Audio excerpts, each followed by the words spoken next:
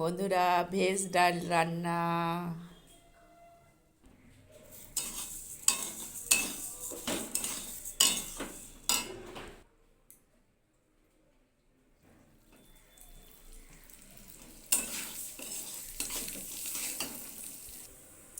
মুগ ডালটাকে একটু হালকা ভেজে নিব, তারপর জল দিব।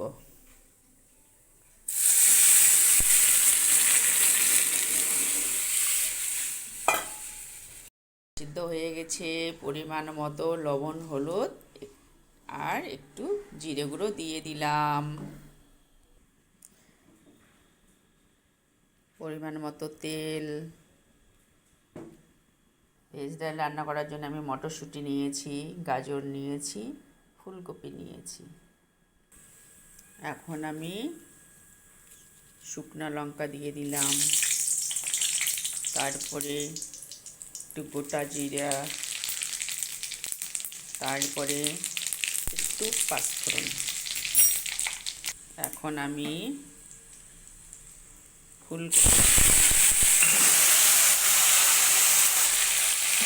তারপর গাজর দিব। এটাকে একটু হালকা ভাজা করে নিয়ে তারপর আমি মটরশুঁটি দেব।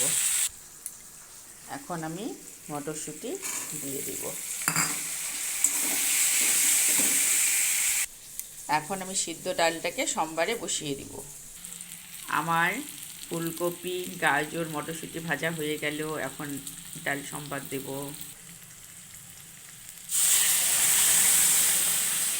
এখন আমি নামিয়ে নেব। সবশেষে আমি একটু ঘি দিয়ে ডালটাকে নাড়িয়ে রেখে দেব। ব্যাস, তৈরি হয়ে গেল আমার ভেজ ডাল। উপযুক্ত হয়ে গেল। দেখুন দেখুন বন্ধুরা, আমার ভেজ ডালটা কীরকম হয়েছে।